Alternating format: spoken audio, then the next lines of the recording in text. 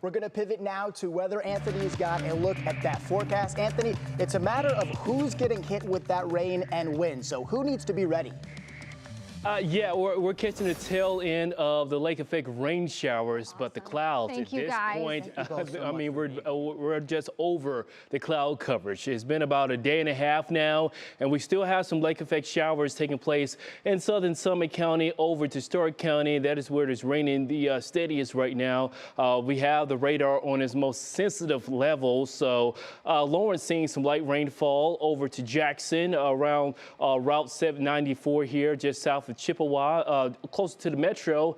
Not all that bad. We're catching some smattering of maybe a light shower or two over to 271 over to Mayfield Heights. Men are seeing some showers as well, but the further west you go with this northeast wind flow, I'm thinking we're catching a break. Just overall, just cloud coverage. Notice where the winds are returning from the northwest. So we're catching the clouds all the way from Lake Ontario, from Lake Erie. So we have a decent fetch of northeast winds, and that's continuing to funnel in the clouds and the low level moisture in the showers, lake effect showers that will continue, I'll say, for the next hour, hour and a half. Taking place to the west in Michigan, we have high pressure that's already dividing up the cloud coverage, and more breakage of the clouds will be inbound for us. So fingers crossed, we could see some peaks of sun, especially as we get closer to the horizon, as we get closer to sunset for this evening. But yeah, the low stratus cloud deck in place for us currently, and I'm thinking we're going to stick with that until around 6 and 7 o'clock. We could see peaks of sun beyond that.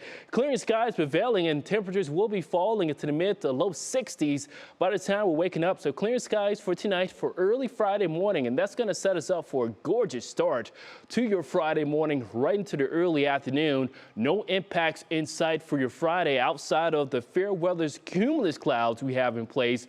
We do have cold air aloft, so some low level instability that's going to cause and generate those puffy white clouds we like to see, sort of similar to Toy Story, right? We have those clouds in place for tomorrow, and temperatures meanwhile only warming up into the upper 70s, low 80s at best. That's your Friday. Let's pivot into your weekend because things are looking quiet, mainly for your Saturday. In fact, Saturday, I'm thinking that's going to be the pick of the weekend with temperatures warming up into the low 80s, although we do have a low pressure system with our next cold front inbound going into overnight Saturday into Sunday.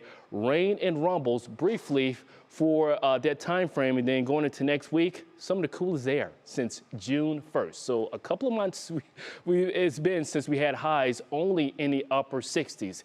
Here's our next low already taking shape in the Providence of Alberta, so it's bringing some cool air behind this. But when it comes to the main core of this low, it's going to be zipping to the east just south of the Hudson Bay. And for us, we're just going to be clipped with some showers late Saturday. Again, it's a Sunday, post-midnight Sunday.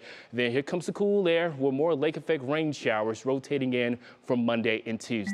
Here's your Union Home Mortgage 10-day outlook showing those temperatures sliding from the 70s all the way into the 60s back-to-back Monday and Tuesday with more lake effect showers. Sunny skies return Wednesday. Another chance of storms for Thursday. Then sunny skies by this time next week, still remaining unseasonably cool. Well, Anthony, thank you. We got a lot to watch there and hopefully a nice weekend. Oh, for sure. Yes.